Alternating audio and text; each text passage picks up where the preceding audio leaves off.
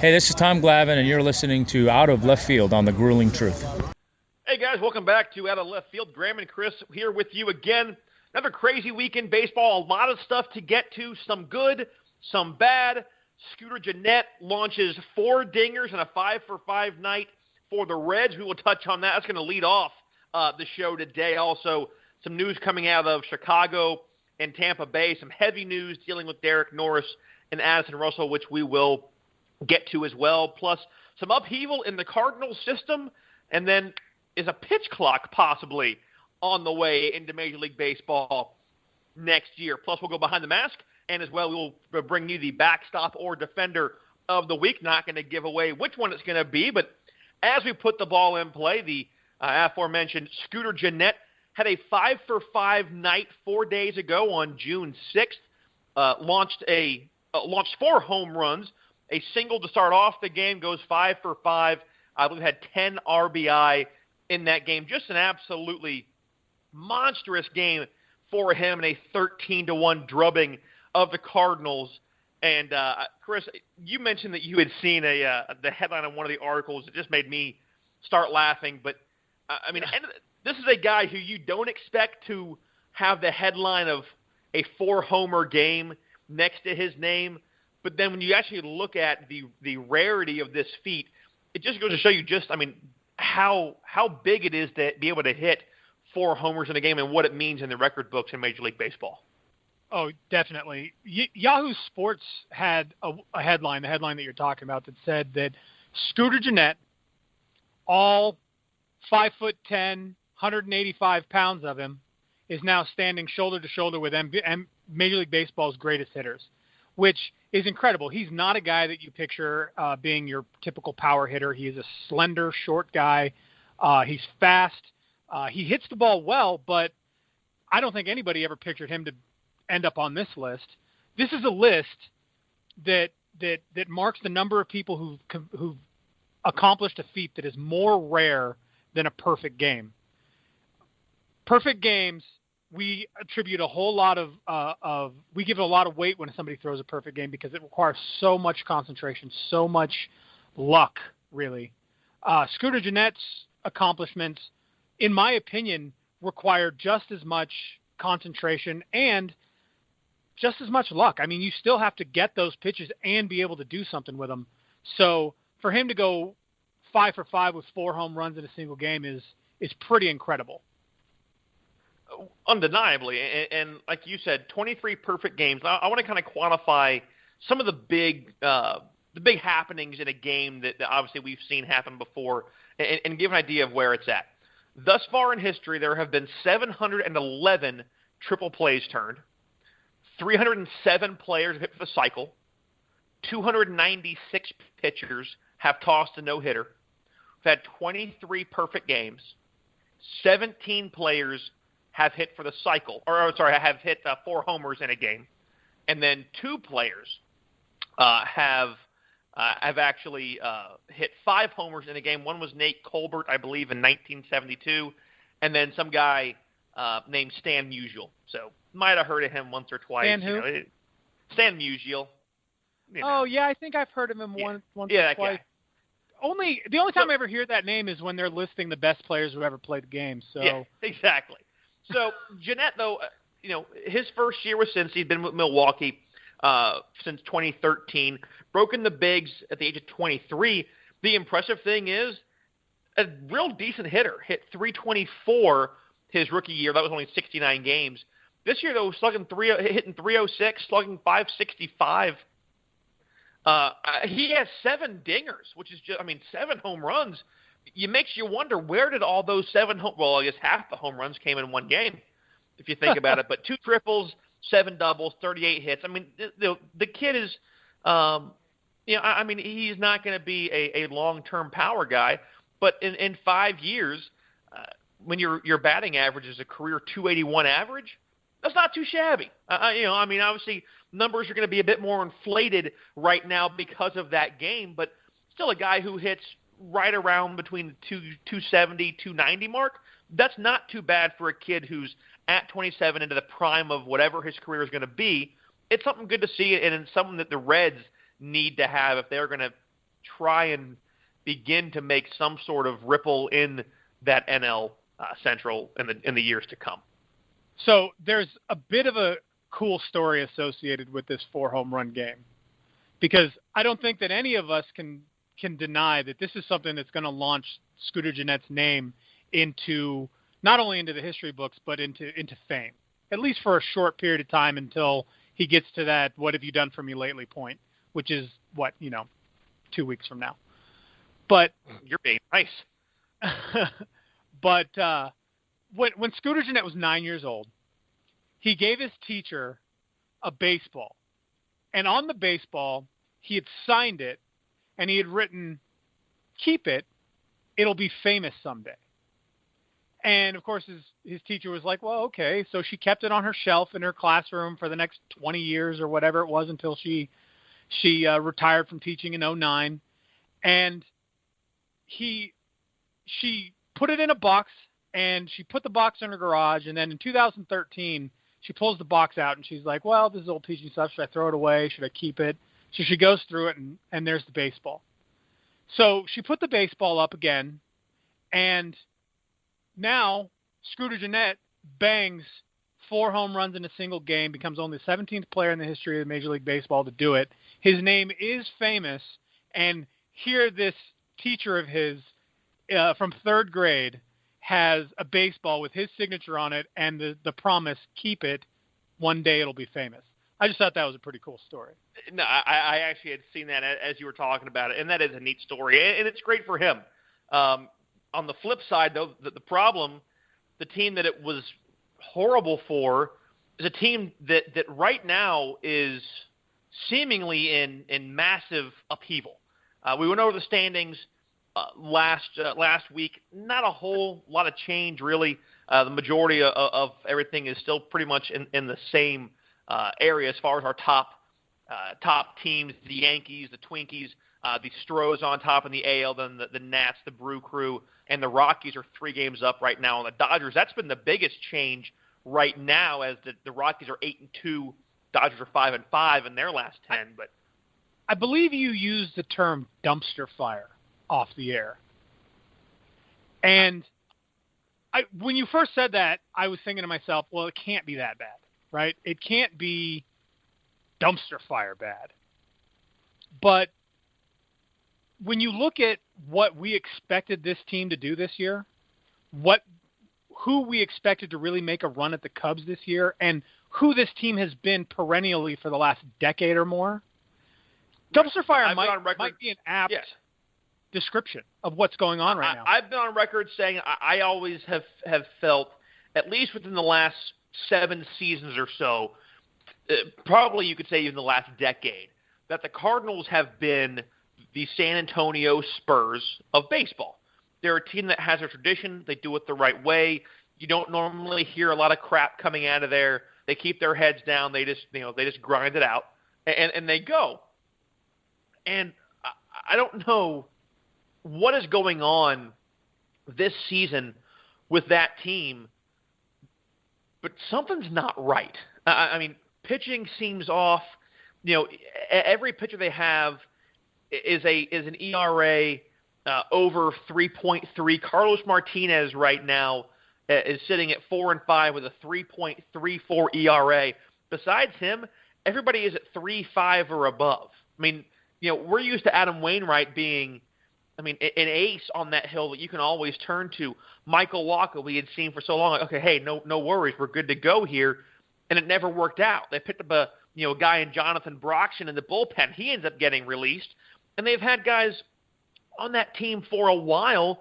A lot of veteran pieces that they haven't moved on from. Obviously, Diaz came up last year, probably had a chance at being Rookie of the Year along with Trevor Story, and they both got hurt, kind of ruined what was going to really be, an exciting Rookie of the Year run in the National League. They go out and grab Dexter Fowler, which Mark Mulder told us back in January was going to be a huge thing for them because they hadn't had a natural leadoff hitter in that position in the lineup. They finally get a guy in Fowler coming from the World Series with the Cubs. It's going to be obviously a big transition because you're going to a rival club. But, right now Fowler's hitting 227.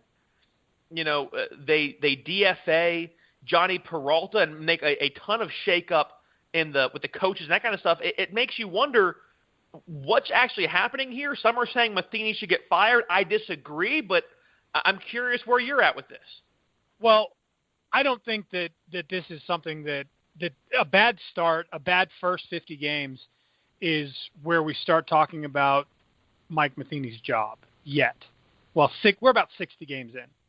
But I don't think this is where we start talking about Mike Matheny's job quite yet. But you have to understand that that's going to be part of the conversation going forward if this continues or gets worse. If you look at all of the things that you're talking about, these high ERAs, these low batting averages, those things combining to make this a really horrible, horrible start for a team that we expected to do really well. And then you go day by day what this team's been able to accomplish or not accomplish. You look at their losses, and 10 of their 32 losses have come in run margins of 4 or more.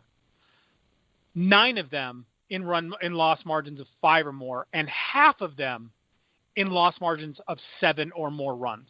We're talking about a team who has given up 22 more runs than they've managed to put across the plate this season, and it's really catching up to them. And you can see in guys like Yadier Molina, you can see in guys like Matt Carpenter that it's really dragging them down. It's really starting to grate on them that this is going on. We're talking about guys who have perennially hit at or above 300, and you got a guy in Matt Carpenter who's hitting 222 right now. Right? You got a guy in Yadier Molina whose career batting average is right around 300, I think at 297, and he's hitting 250. And at some point, that has to really work on you. His career batting average is 284. He's hitting 250, 30 points below what he normally hits. And it's also affecting how he plays defense. He's not the same defensive player he was 2 or 3 years ago. He's not the same defensive player he was 5 years ago. And that is really starting to hurt the club as a whole.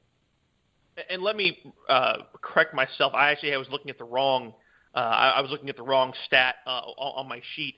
There's actually several. You have Len and Leak actually are both at a 2.70 and a 2.88 ERA for Leak and Lynn, respectively. I actually was looking at the next to an ERA on a different stat line. So that's my fault. So here's where we're at. It's a 3.57 team ERA average right now for this ball club. You've got Leak at a 2.7, Lynn at a 2.88, Carlos Martinez at a 3.29. But if I just named those three guys as the lowest ERAs, that leaves Waka and Wainwright. Think about that for a second. Waka at a 4.5 ERA and Wainwright at a 4.82. The guys that you don't expect to be that high, it's what's dragging this team down right now, and that's the scary thing. And I mean, I know we talk about this all the time, but yes, you can't predict when a pitcher is finally going to fall off. But at the end of the day, I don't think anybody anywhere is going to anticipate that, especially a guy like Wainwright, is going to have this precipitous of a drop this year, where last year they weren't that far off. They were competitive. It just wasn't their year. It was the Cubs' year the entire way through. Right. And, looking at their team ERAs and their individual pitchers' ERAs, another thing that is really sort of worrying about what's going on with this club is their closer, O. He's got an ERA of 2.57. He's been in 25 games. He's finished 20. He has 14 saves. I don't really understand what's going on with O at this point, but to have blown 6 saves at this point in the year already is kind of a big deal. These are games that team should have in the win column at this point. That's kind of scary. We're getting into Santiago Casilla territory. And I bring that up because that was a precipitous drop in the second half where we saw, especially the relief and closing pitching, really cause a tremendous issue for that ball club. They also had a couple starting pitchers who had high ERAs. And now we're seeing that with the Cardinals, with Wainwright having his ERA over 4, almost 5, with Waka having his ERA at 4.5. Those are things that are going to grate on you every 5 days. But when you have a guy like who's supposed to come in and shut these games down, and he's not getting that done, that's a real problem. Yeah, and there has been some talk of Mike Matheny not managing the bullpen properly. That he's not putting the optimal pitchers in the optimal positions. Again, this comes to, yes, I understand that that's right now. I think you and I both hope that might become a bit more of a moot point if one of the ideas to help with game pace is to, force guys to be in longer than in just a specialty role. But someone that we mentioned, Aledmus Diaz, he said, and he was right, he said, everybody here is ashamed the way we played the last couple of weeks. No excuse, and they're right. I don't think it's time to call for Mike Matheny's job. To me, this is the same thing as I said.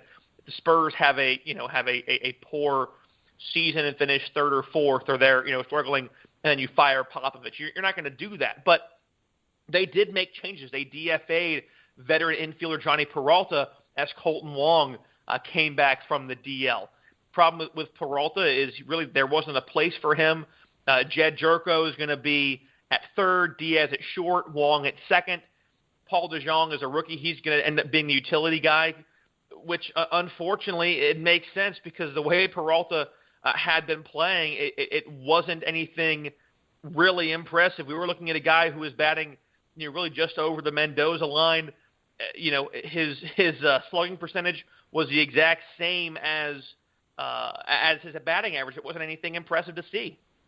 I got a question for you, though, because and this is really more about the Cardinals' ability to go out and get guys to fill roles than it is about those guys' abilities to perform. But after the big deal that was made about Dexter Fowler coming to the Cardinals from the Cubs, and now you see Dexter Fowler is hitting .227 with a .317 on base, nowhere near what we saw from him in the previous season when he was with the Cubs. What do you think is going on in the front offices at the Cardinals ball club? What are they thinking about these moves that their GM has been making that were supposed to make a splash and just really aren't? And add into that things like the older players that they've sort of kept on and kept on and kept on, like Yadier Molina, who's probably ready to move into a different role. Well, I think Mozeliak is okay. I don't think that they're looking at him saying he made the wrong choice. Going out and getting a guy like Dexter Fowler made sense. He was going to be a hot commodity no matter where he went, and it was a glaring hole that needed to be filled in St. Louis. The problem is you have guys like Matt Carpenter are still producing decently well, but we've seen a drop in him. He's at .222 now, hitting 11 homers. The problem is if he's not making contact, he's striking out 53 times in 236 plate appearances. Diaz is hitting .262, a little bit off of where he was at. Right now, the only hitter you have hitting over 300 is Jed Jerko, who's hitting .311. But you don't have a lot of power guys on here. Carpenter is the only double-digit player in home runs right now. You've got Yachty hitting 6. Wong's had 1, granted, been on the DL, so that's a different story here. Diaz with 6, Jerko with 8, Randall Grichuk with 4, Fowler with 8, and Piscotty with 4. So, if you have to mention one thing about Fowler, his on-base is almost 100 points higher than his average. A .227 average to a .317 on base. So he's at least producing, he's getting on base and doing, as a leadoff guy, what you want to see him do. What's concerning is that right now he's hitting about 40 points below his career average. So he's at 31. Is it just being in a new park? Is it is it just getting used to how to hit in, at Busch Stadium compared to hitting in Wrigley? I don't know, but I don't think big picture front office, they're worried about what Mozeliak is doing decision-wise. Are we talking about a slump right now, or are we past that? That's probably the best question I think that we've got. It's the hardest question to answer. I think at this point we're past it. I think at this point you're looking at a down season.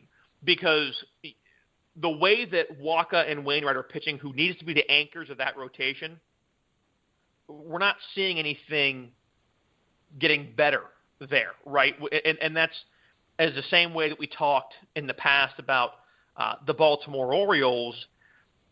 We aren't seeing the guys who need to be consistent for this Cardinals ball club to put them in a position to win. It's not happening for them.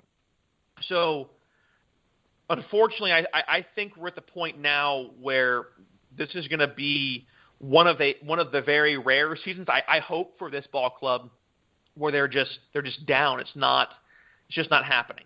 And right now, we still are seeing issues, with Kevin Gausman still at a 5.86 ERA, Chris Tillman's at a 5.59 ERA for the Orioles, and what have we talked about, that these guys are still, they're still slipping when it comes to the standings. So pitching, we know, is a big deal.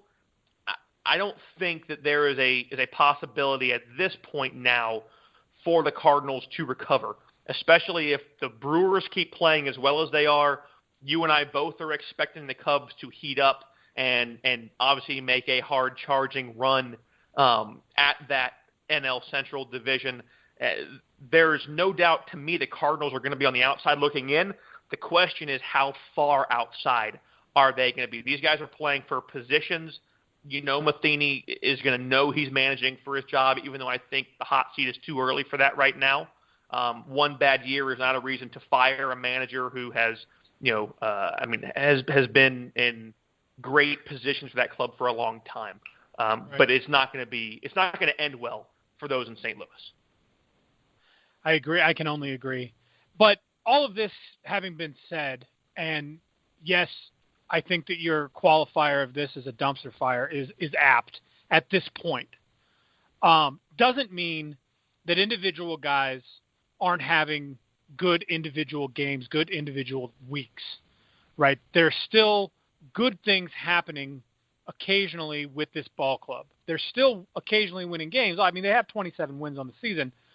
But that being said, one of the things that I saw this week that indicated to me that individual guys are still doing well was Yadier Molina throwing out 2 base stealers in a single game against Cincinnati on June 5th. And he's only allowed a single stolen base this week. He's thrown out 2. He's got great defensive numbers this week. He hasn't had the greatest defensive season that he's ever had, obviously. Not even close. And Yadier Molina's defensive abilities are in a bit of a decline. However, that being said, they're increasing significantly over what he was able to accomplish last year behind the plate. So, because he is showing a steady increase in his defensive capabilities over last year, and because he was able to throw out 2 runners in a single game, and he's still the number 3 guy in batting average on the team, I'm going to go ahead and give the backstop of the week honors to Yadier Molina, because he's still getting it done on a game-by-game basis. Not to say that he's getting it done overall, not to say that he's been getting it done all season, but he definitely got it done this week, especially in cutting down runners at second base. So, and we're going to start to, there's going to be a steeper decline with him, I think, happening more rapidly than we want to admit. His batting average has always been a little bit fluid. We've seen fluxes with him for a while, but he's hitting the lowest this season that we have seen from him since probably 2010. He hit 262 in 2010. Right now, the nearest he's come going below 258 was his second year in the league. That was a 252 year when he was 22 in 05. So yes, the numbers are going to begin to dip. It is what it is. But he's a 2-time World Series winner. He's going to go in the Hall of Fame. I still think he's one of the best backstops that we've seen, at least in recent memory. I'm not going to say he's not, in my opinion, close to being the best of all time, but No. certainly he is. He is a fantastic catcher who has managed to nab 311 out of 311 caught stealing for a 41% caught stealing rate, which is still pretty doggone good. And let's not forget that he is a 15 consecutive time Gold Glove winner at catcher. So Right. He's no slouch behind the plate. But last year, when he didn't win the Gold Glove in 2016, it was very clear that Buster Posey was the better option for that award. But him not winning the Gold Glove. I've got him at 8 Gold Glove. You said how many? I'm sorry. You're right. It is 8. I was counting wrong. That's my fault. Okay. So he's played 14 years, so he managed to get a Gold Glove when he wasn't playing. I'm impressed. 8 consecutive Gold Gloves. I was counting the wrong column. My bad. From 08 until 15, a Gold Glove every year. From 08 through 15, correct. A Gold Glove every year. But it was really obvious in 2016 why he didn't earn that honor, and it's because he dropped to the lowest caught stealing percentage we've seen from him in his entire career, and even a precipitous drop from the season prior when he was at 41% down to 21% last year. He's back up to a respectable 34%, which is a middling number in baseball. It's nowhere near the 64% he was throwing out in 2005 or the 41% that we're used to seeing him throw out on average, but it's good to see him come back from that slump that he was in last year. I doubt that that's going to be good enough to win him a Gold Glove again this year, but it's good to see him come back from it. Agreed. As I've said on occasion multiple times, the catcher is, to me, the most important person on that field. He's the general of that defense, granted, as your center fielder is as well for your outfielders. But he can only do so much for that pitching staff. And that pitching staff is going to need to make pitches in order to have a chance to put themselves in some form of contention, which I just don't see. So congratulations to Yadi Molina for being named the backstop of the week. It's obviously a tough week overall for that ball club with the changes being made. If you are a fan of the Cardinals, hey, keep your chin up. You guys have, it's been consistently strong baseball in that city for a long time, and I don't think that's gonna be changing. So congrats to Yachty. Coming up, another top center fielder in baseball goes down with an injury. He's going to be out for 2 months. Plus, we have domestic abuse allegations twice in the same week on 2 different players. What is baseball going to do off these new revelations, one being from 2 years ago, one being current? Find out next after these words from Replenishing Technologies. Replenishing Technologies helps athletes of all levels train, recover, and perform at their absolute best. We do this by offering the PEMF 120, the world's leading pulsed electromagnetic field therapy device. Workouts, injury, and stress cause cells to lose their natural power. PEMF works like a battery charger, helping cells regain the power needed to dump toxins, take in oxygen and nutrients, and repair. 95% of athletes report less pain, increased range of motion, more energy, and they simply feel better after using PEMF 120. If you'd like to count yourself among that group, contact us at www.replenishingtechnologiesinc.com. And we're back on Out of Left Field. So, Chris, as we were saying before the break, probably the heaviest topic of the week, I think. There's not much debating that.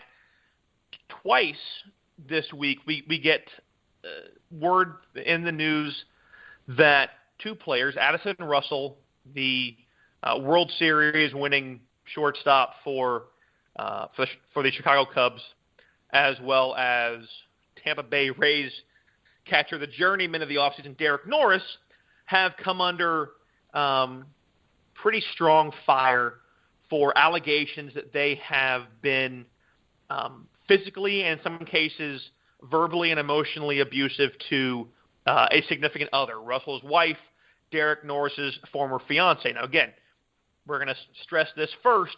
These are all allegations. Nothing has been proven to be factually accurate, or it has been alleged, and we're reporting off of the allegations as MLB is about to conduct an investigation into those allegations. And I think it's very important that we point out from the very start that the allegations about physical abuse against Addison Russell do not come from Addison Russell's wife. They come from a post on social media from a woman who claims to be a friend of Addison Russell's wife. These are not claims that Addison Russell's wife made. These are claims that a poster on social media made. Now, obviously, anytime an allegation like this comes to light, it has to be taken seriously. So that post is being investigated by Major League Baseball. But I think we should stress very much that this is not something that Russell's wife said. She did, however, say that he has been unfaithful in their marriage, and that constitutes a form of emotional and mental abuse. So those allegations do come from her, but the physical abuse allegations do not. On the other hand, the allegations against Derek Norris for physical abuse do come from his ex-girlfriend, Kristen Eck, who put out to Major League Baseball specifically that he was physically abusive with her while they were still in a relationship a couple of years ago. Now, obviously, both of the players have denied the physical abuse allegations because they're not true or because that's just what they needed to do, but they have both denied the allegations. But they are both under investigation at this time. And I want to be very careful in how we approach this. Right. Obviously, with the domestic violence agreement in place between almost every sports union and the commissionership, the commissioner is going to have plenty of authority to make a suspension, if necessary, to both of these players. Derek Norris, I believe, when this came out, released a simple statement just saying, basically, like you said, a denial of what was being said. And that was, as he said, and I'll quote it, I have it here, quote, "First, I want to be absolutely clear that abuse of any form is completely unacceptable. Allegations regarding this issue are a very serious matter and should not be taken lightly under any circumstances. That being said, in this circumstance, the comments made by my ex-fiancée could not be further from the truth. I have never been physically or emotionally abusive towards her or anyone else in my life. I plan to go above and beyond to assist MLB with their investigation into this matter," close quote. So at that point, he would not be answering any more questions. The Rays kept him on the active roster. He was in the lineup Wednesday after the allegations came out, which is different than how the Cubbies handled Addison Russell. He was sent home to kind of get his life in order. But I want to handle each one of these separately.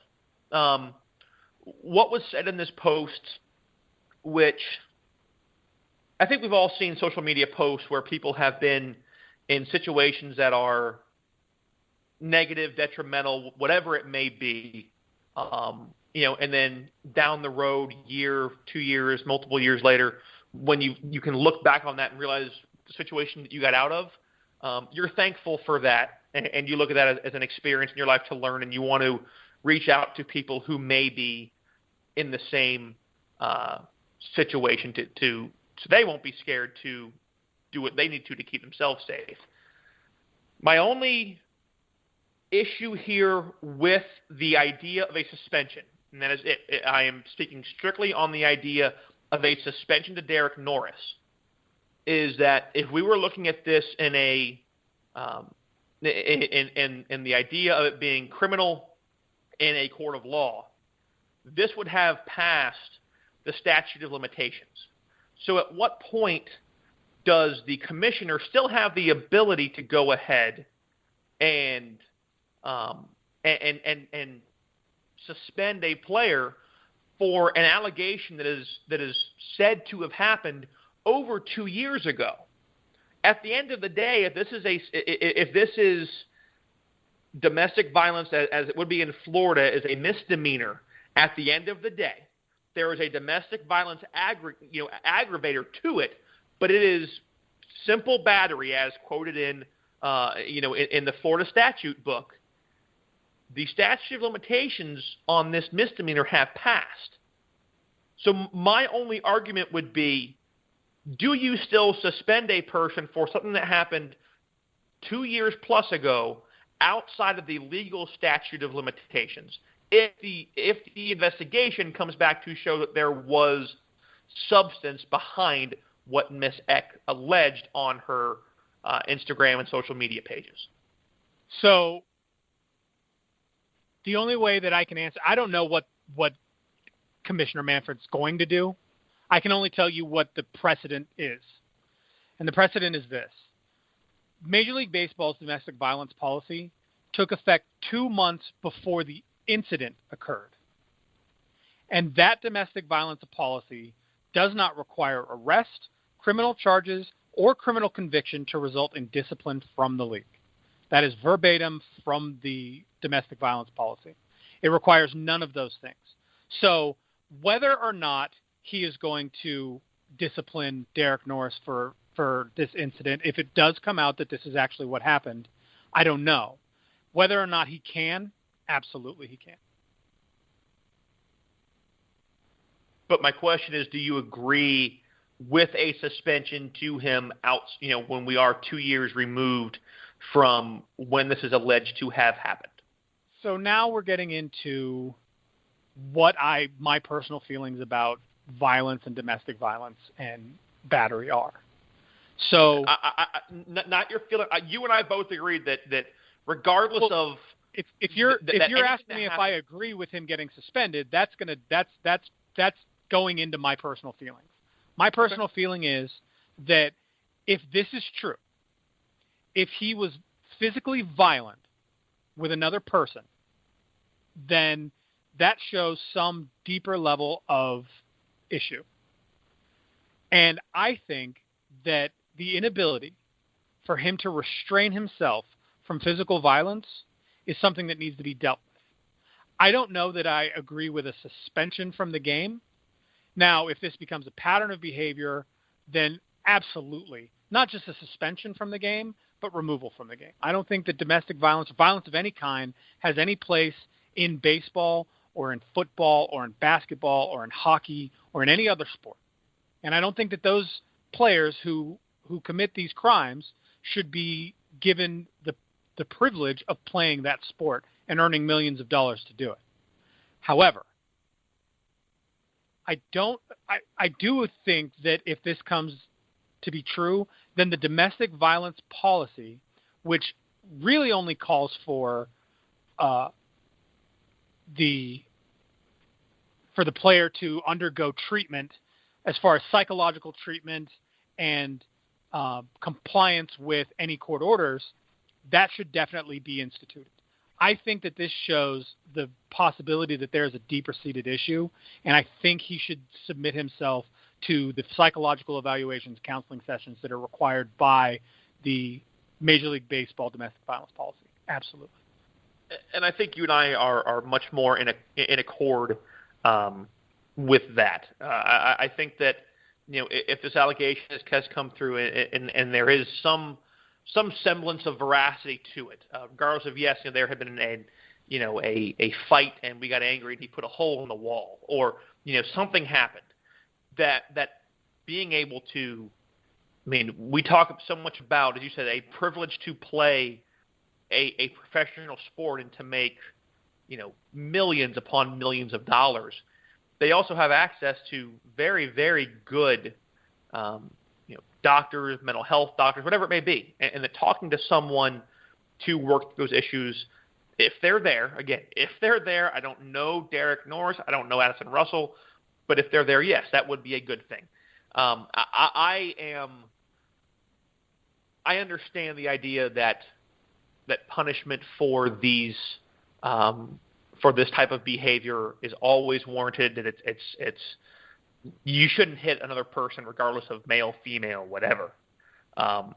but it feels a little hollow 2 years later when this comes out. Now, granted, this is much quicker than say, an NCAA investigation. It's like, oh, well, we're going to suspend you something retroactive that happened way back that we didn't have control over.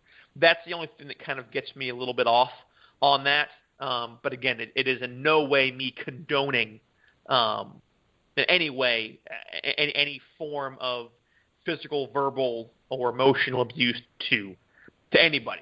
Chris Bryant, a teammate of Addison Russell, said in response to the news on this, quote, "Yeah, I think anytime you hear something like that, it's shocking. I want to be a good teammate, always want to be there to help. Addie is going to find a way to handle it. Like I said, we were all going to learn from it, hopefully be better for it. We don't know what happened. I don't know what happened. It's early. It's just unfortunate," close quote. And you're getting a lot of that from different players, and you know, it's interesting, and something similar from Anthony Rizzo is, you know, you realize you don't know these guys. I mean, we see them on TV, but you know, guys, you know, people might hear us on here every week, and yet you never know really who you and I are, what our personal battles are, our own issues that we have. I mean, you and I know more of each other, which is, I think, what makes this show work because of how long we've known, and you know, and our ability to I think we know some of each other's demons more than our significant others, which is sometimes a good thing, you know, to have someone like that. But you know, teams are much, I think, are a little bit more hands off than they used to be on something like this. Yes, you know, you're not gonna blackball the guy, but clubs aren't always quite as openly embracing that player after that allegation has happened until everything is kind of figured out and laid to rest and they can move on. And a key to that, you know, and it's not just, you know, how well the fans know these players or have an ability to get to know these players, or how well, you know, they know each other even.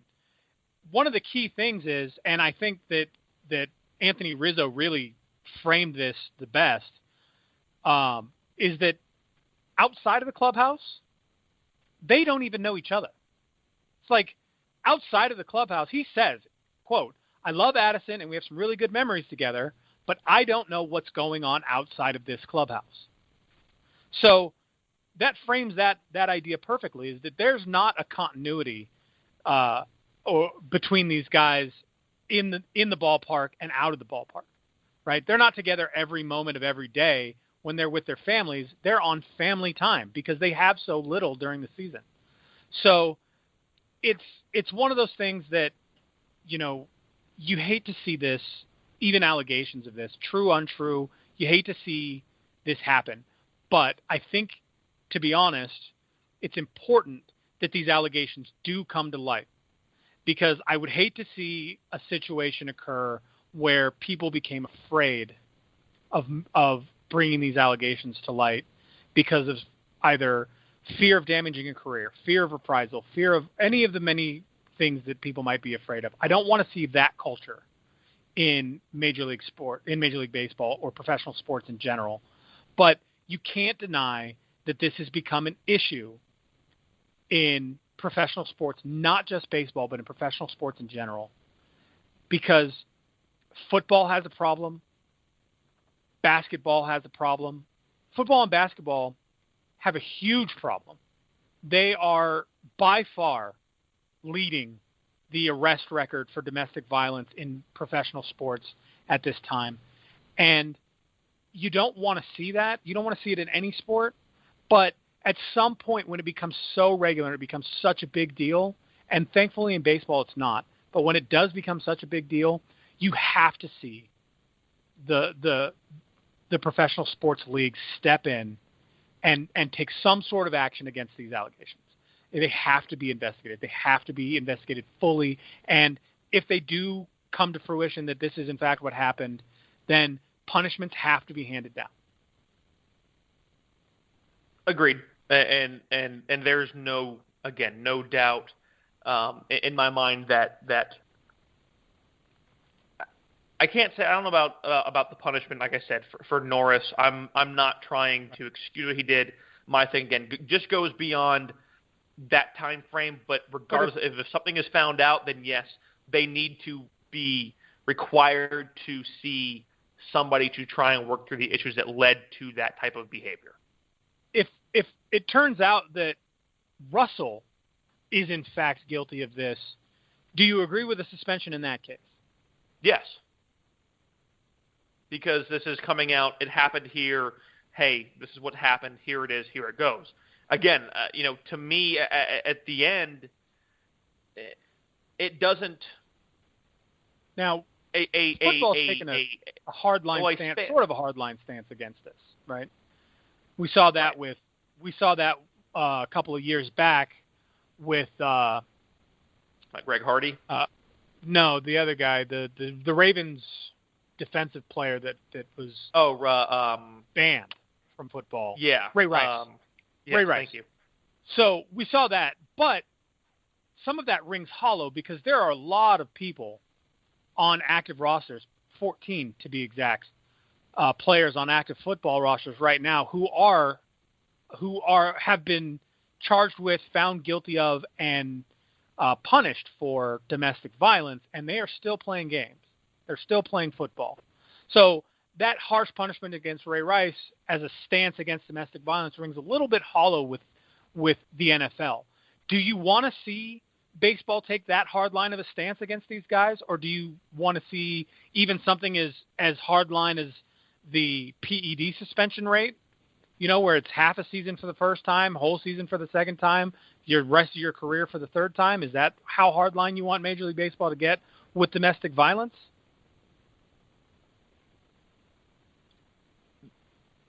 Because I don't think that domestic violence should be something that doesn't ruin their career. Right. But I also don't know if, for me, and again, it's hard to really speak on this without angering half the people that listen. To me, at this point, if something occurs like this, the biggest thing that needs to happen is seeing somebody who they can talk to figure out what's going on.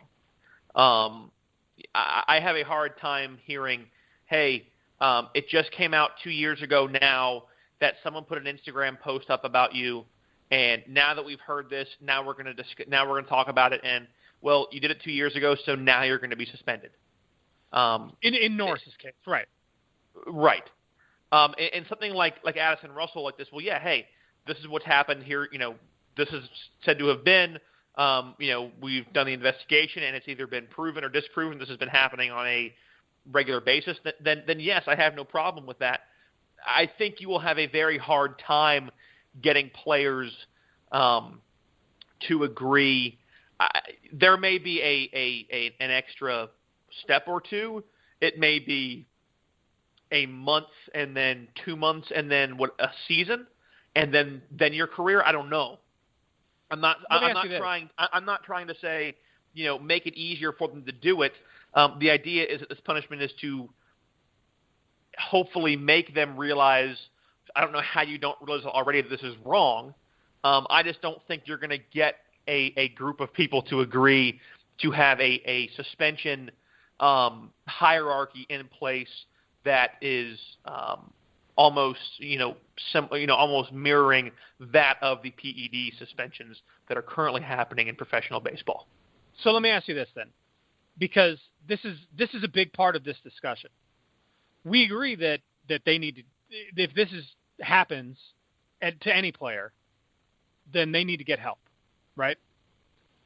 So Agreed. My question is, you're not going to be able to break through issues like this in a month.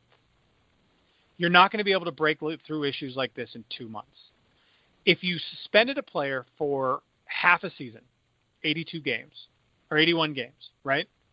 And they were required to have regular psychological evaluations and counseling sessions for the entire span of that 81 games, then they were allowed to come back and play assuming that they fulfilled all of the requirements of the suspension, following the court orders, going to the counseling sessions, getting the psychological evaluations, and the psychological evaluations show improvement or show some sort of at least progress, and they come back and play, and then it happens again after they've gotten help, right? And there should be some proviso in there that they need to at least continue on a somewhat regular basis seeing a counselor.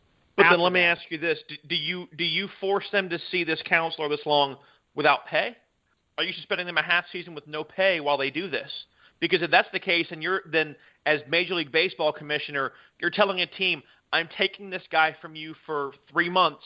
You're still going to pay him his salary, but I'm not going to permit him to play for you while he gets the help that he needs. Yeah, no, I agree. He should be suspended without pay. Okay, that's what I'm asking. I don't know if guys are going to. That would be the issue with the union. Even rookie guys, right, who are going to make $500,000 on their rookie contracts, can afford to go 3 months without pay. They're going to get $250,000 still that year in pay. They can live, right? They're not going to be able to be extravagant. They're not going to be able to live like, millionaires, but they're going to be able to survive on $250,000 a year. I hope.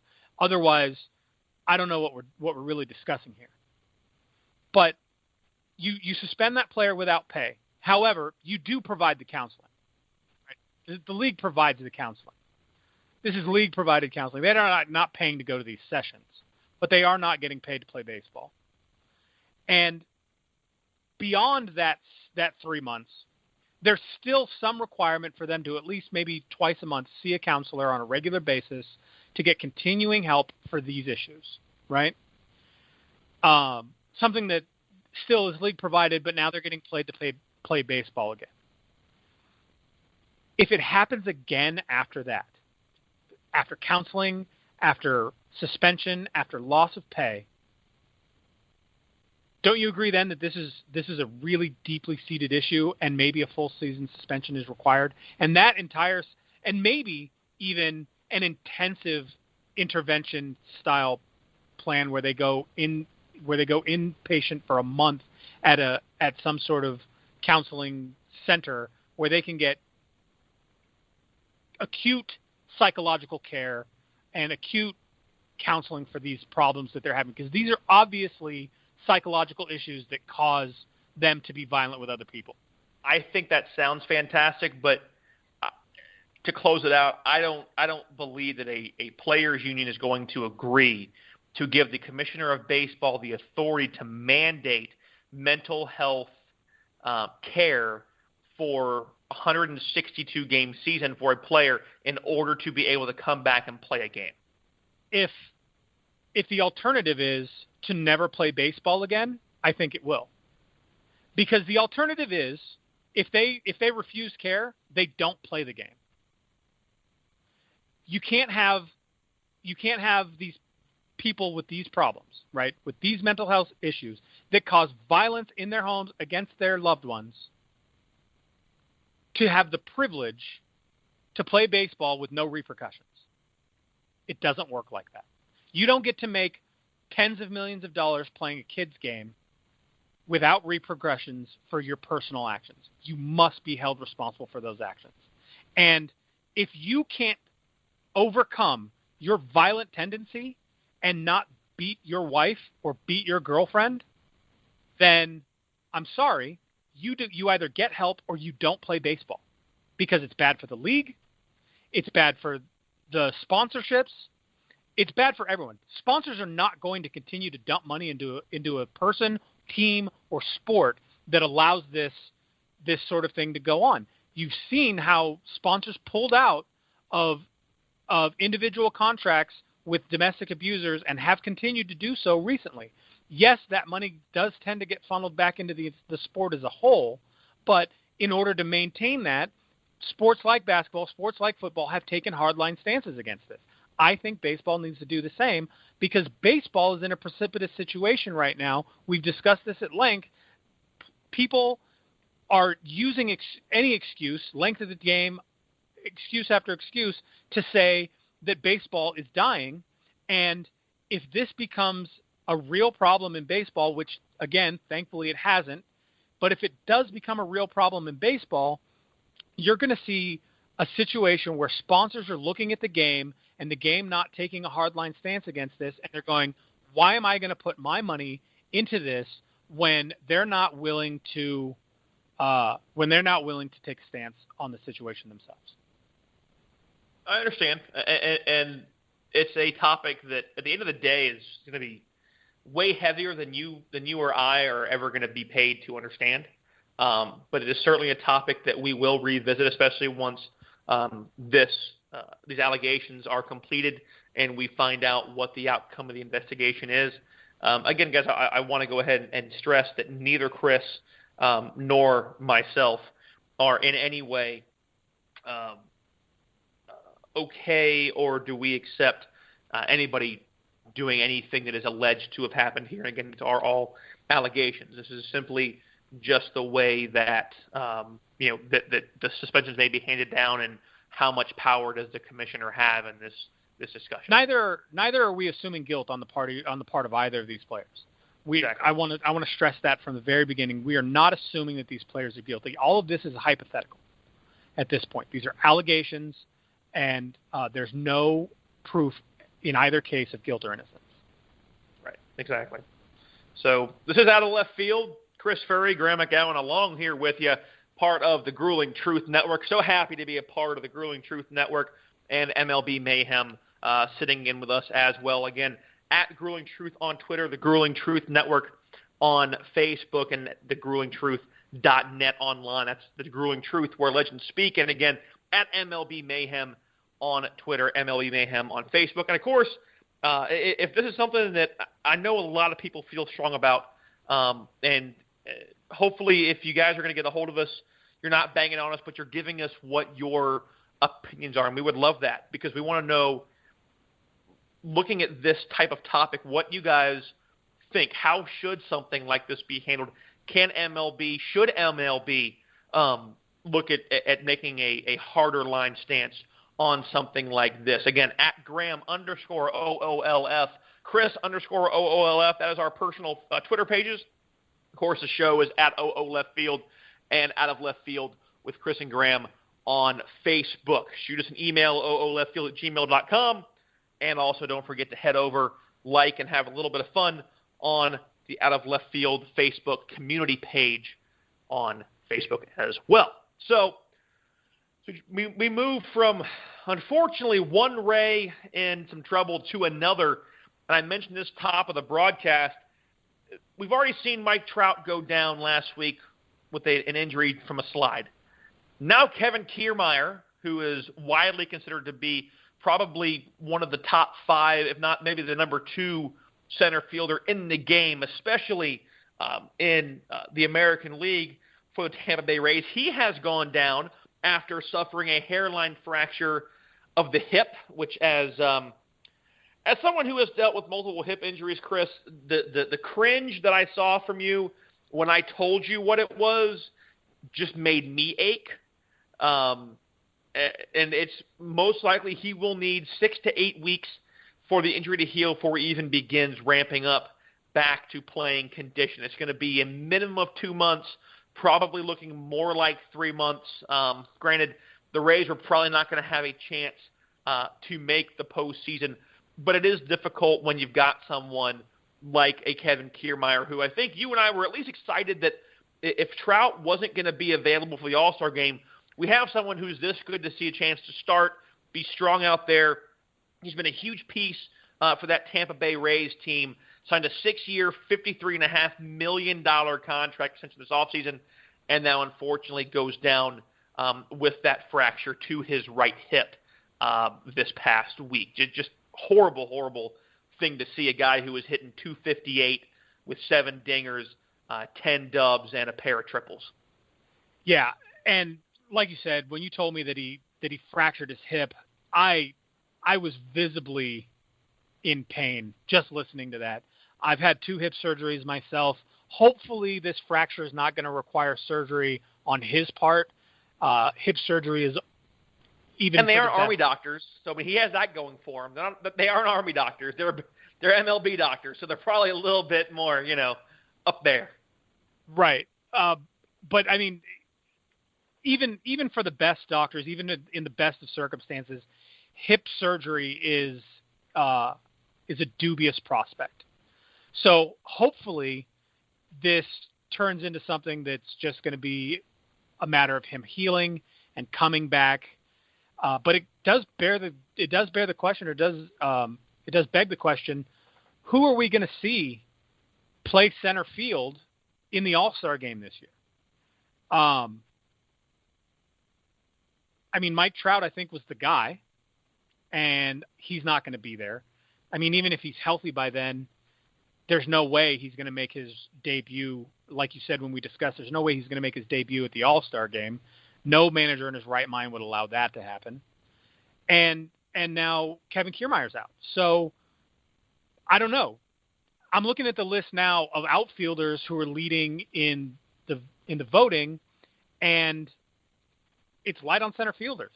I mean, just to give you an idea, the top 5 guys who are leading the outfield voting right now are Aaron Judge, Mike Trout, both of whom have now secured places, or are in the number 1 and number 2 spots, although, again, Mike Trout's not going to play. Then we have Michael Brantley, Mookie Betts, and Avisail Garcia from the White Sox. I don't know. What do you think, Graham? I think you could make a case for Mookie. I mean, that part's going to be, player voted. Keep in mind, you also have an outfielder. Maybe you look at somebody, and I completely lost the name that I was looking for here. But there's not a lot of strength right there. Maybe a George Springer from the Astros. A lot of the guys that I keep thinking names of, like Christian Yelich, those, a lot of those guys are all NL guys. I mean, what about a Benintendi? You put a Benintendi in a possible center field? I don't think he would start, because we saw that struggle that he had during the season. He hasn't had that consistent play.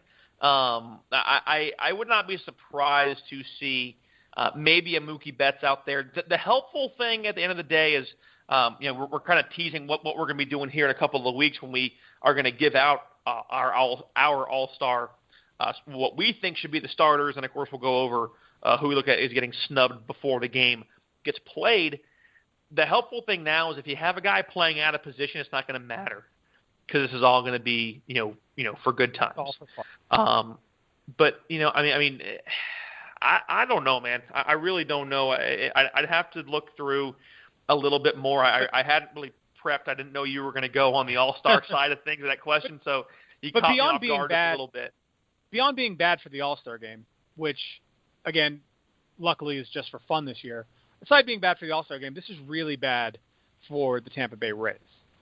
I mean, Kevin Kiermaier, he might not be, the heart and soul of the Rays team, although I'm nowhere near the Rays. I'm on the other side of the country from the Rays. You, being so close to them, would know better who is the heart and soul of that team. But he's still a big piece there. Yeah, he is the piece there right now. They bring him in. Well, not right now, because he's on the DL. But overall, he is the piece in Tampa Bay without a doubt. Chris Archer is there. There's been so much talk about who's going to get traded, who's going to get moved. And what's killing me right now is this team is not going to contend this year, but they are not playing horribly. And I hate that they may be bigger sellers than they may need to be. If guys are playing this well coming into 2018, they may be closer to a wild card berth than they think possible. So I hope they don't become huge sellers by the deadline. But yeah, this hurts this team. I mean, these are guys. He and Souza in the outfield mainly. They are a ball club who we know has struggled. But yeah, to have two of the best players at a position go down within a week and a half of each other, nothing you can do. But here's kind of the one issue here of the easiest way that he could have done this. He tried to slide into first base. Right. Now he did say after the game why he slid into first base, and it's a pretty decent reason. He said, quote, "The thing about it is when you're running down to first base, I can't run through the bag or else I'm going to collide with Jose Abreu, who's a big dude. Right. I made the decision to try to slide there." Because he's right. This could have been much worse, not only for him, but also for Abreu. Had they collided full speed like that at the bag, this could have been a very serious injury. I'm not that this isn't a serious injury, but it could have been much worse. It could have, and that's where some of the issues are between obstruction and interference. You've got two guys making a play for the bag. Abreu's going on foot. If there's contact here, you're not going to have anything. It's going to be incidental. So you're either going to have Kiermaier run kind of outside the base path and possibly miss the base, or run straight through it. So I understand his worry. You know, the hard thing is, and it's a close play, you don't want to slow down. But it definitely is unfortunate that, you know, of all the times of the way it happened, that was it. So, you know, we're another 2 months, probably 3 months out. I will be surprised as we're into. I'm sorry. Go ahead, boss. There's one sort of, I won't call it a bright spot to this story, more of a silver lining kind of situation. That a rookie center fielder from AAA is going to come up to replace Kiermaier at center field, and they're actually very high on him in the Rays organization, according to Kevin Cash, the Tampa Bay Rays manager. He said that Malix is going to come up and come play center for us. Everything we've heard from AAA is that he's a game changer defensively. He's played well both defensively and offensively there, so we're going to go with him to start. Which is, I mean, not that that's really a silver lining, but we're going to get to see a young kid come up and have an opportunity to play in the bigs and possibly make a splash and maybe even get an invitation to spring training next year, which is always good to see. Right. You know, not under these circumstances, but still good to see. Yep, for sure. So, you know, it's tough. I don't know if we'll really see much of Kevin Kiermaier. He'll be back probably, I would say, closer to mid-August, close to September. So, you know, I'm sure they will want him to play a little bit. But depending on how far out the Rays are, we may not actually see Kiermaier back this year. So definitely a bummer especially for someone like me who's close to the Rays. I had a chance to see him. I had a chance to see him play once, and you know, definitely is a great guy to watch play. On a brighter note, and we have discussed several guys have dealt with this. Jameson, I'm going to let you go with that last name battle. I'm not positive, so it's yours. It's Jameson Tylon. Okay. Yeah. Or Tyon, you could probably pronounce it that way. But it as far as I've heard the Pittsburgh Pirates coverage pronounce it, they've said Tylon, so I'm going with that. He is going to be coming back hopefully Monday to make a start for the Pittsburgh Pirates after undergoing surgery related to testicular cancer earlier this year. And he said, you know, he said, quote, "I don't know if surprise is the right word, but I guess I'm pleased with where I'm at. It starts out, you just hope for any good news back. Truly that one step at a time deal really ring true for me right now. All those steps added up, and here I am." And really what happened is he went and had this surgery to remove a cancerous growth. And a week later, he was thrown again, which is incredible. And he threw a handful of bullpen sessions, and then they told him, "Hey, you're ready to start a rehab assignment." He went down to the minor leagues, played for AA Altoona, threw 3 scoreless innings in May, in a game in late May on the 28th, then made 2 long starts for Indianapolis, and 6 innings, 97 pitches last Wednesday. They said, "Hey, you're ready to come back." So thankfully for him, he's going to be able to come back and play Major League Baseball again after facing this. And, you know, he has been in constant contact with Chad Bettis, the right-hander for the Rockies, who's also going through a similar situation with testicular cancer. They've been working out together. They've been in contact, talking with each other, supporting each other through this. And they're hoping, again, as we mentioned, that Bettis is going to be rejoining the Rockies for work by the All-Star break as a comeback time frame for him. So good news for Tylon, also good news for Bettis. Definitely. It's a great thing to see all the way around. To hear two guys, again, it's kind of been the going thing, the same thing almost happening to two different people in the same year. And this is even the worst.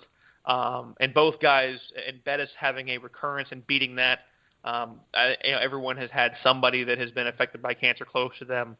Just a great thing to see these young guys being able to beat it, come back, play the game they love. I'm sure they have a new appreciation for the game and what they're getting to do.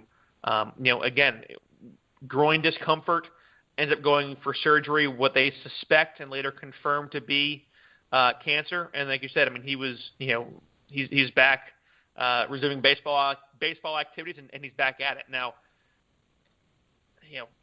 He's struggling this year. Let's be.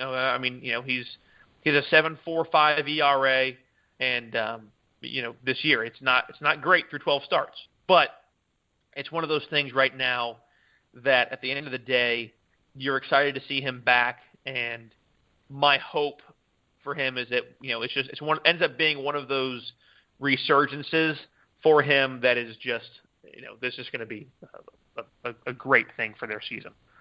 So, last guys, you know what time it is. Hopefully you're still sticking around for it. I'm going to take you behind the mask. Not going to be very long here, but it's something that if you didn't know it was happening, you wouldn't get it. And one of the great things is there was replay for this play. Chris didn't have a chance to talk, so he didn't know what was going on. So this past week, and of course everyone may pile on here, we're at Coors Field, it's a Cleveland, Colorado game, and the umpires are as follows. Jim Wolf has home plate, DJ Rayburn at first, Sam Holbrook, the crew chief, at second, Greg Gibson is at third. So we're in an issue here where we've got a couple of runners on, and there's a fly ball that requires, as many have seen it requires one of the umpires to go out for it. In this case, it was the third base umpire. So what's happening here is if the ball drops, or even if it's caught and the runner from second tags up, it is on the second base umpire. He is to basically slide, as we call it, and take that runner going into third. Well, Holbrook kind of just did what we all did and kind of got caught out of position. So all of a sudden, we see the runner from the Indians, and again, I don't have names here. This is more based off of what I'm seeing. Takes off, tags up, and we've got basically an empty base, which as a former player, Chris, as an umpire, I sure as hell know, having a play at a base where no one's nearby is massively no bueno. Yeah. So, and I'm going to yeah. So it's actually kind of crazy. I hear the fanfare again. Exactly. Nope, this just in, Graham McGowan has managed understatement of the week 2 weeks in a row. There you go. So from this video that has come out there, and it's from a Facebook page called Close Call Sports, what you actually see is that as the catch is made, Gibson realizes no one's there. Rayburn from first realizes that Holbrook hasn't slid. There's a play to be made. What you actually see is Rayburn beating feet across the diamond from first all the way over to third. Gibson's coming back into frame on the backside of the diamond. And there's a tag on the runner. He's originally called safe. The call was easily overturned to an out, so the call was gotten correct. But here's the important thing, and Chris, you're going to understand this. Any of our former military listeners will understand this. You pick up your battle buddy, right? The guy that you're going into war with, the guy you go into battle with, those are the guys that you can rely on. These guys have no home crowd. They're out there by themselves. These two umpires, in Greg Gibson and DJ Rayburn, see that their buddy, their crew chief, has gotten himself in a predicament where he is not going to be in a position to make a call, and to try and pick him up to take care of their partner, you have two guys racing down the baseball field to get in a position to help out their fellow umpire. Now, you listen to the announcers, they're more incredulous as how the call was missed. They have no idea that the umpire who was supposed to be at second isn't there because somebody got there. And that is the big thing today, guys, and behind the mask is don't get so focused on what the rotations are, okay? And we'll explain rotations more as things come down the pike throughout this segment. But if you are an umpire, don't get so focused on what you're supposed to do that you end up hanging your buddy out to dry when something goes wrong. Always be willing to be flexible, to be fluid, to fill the hole, fill the void, be where you got to be to help somebody out. And that's what comes with being experienced, being professional. We can say they're bums as much as we want, and there's talk about adding an electronic strike zone, which we'll get into here coming up next week from a Buster-only article that has come out about an electronic strike zone and a pitch clock. But this is the epitome of professional umpires picking up a crewmate, being there for him, and being in the right spot to at least try and make a call. Now, the funny thing is we would have seen a huge argument and ejection from this call with no replay, but clearly you can go ahead and say, all right, and the managers probably know. It's very easy to say, all right, time. Buddy Black says, take a look at it. There it is, game over. So it's a great thing to see. They did a fantastic job of it, very impressed, proud of those guys for picking up their buddy. They talked about it after the game privately. But for no one to realize it except for those four guys at that stadium just shows how good they are, at least making it 100 and something feet across the diamond and getting at least within 15, 20 feet of a play for a guy who was not even supposed to be there, even close to being there when the play began. Yeah, I mean, at the end of the day, the umpiring crew is a team just like the other two teams on the field, and it's good to see that teamwork and that sort of mentality goes just as deep in that team as it does in the other two teams that are playing the game. One day you and I will be that good. Yeah, maybe not. That's right. Yep, hanging out the dry battle. All right, guys. Again, thank you guys so much for sticking with us.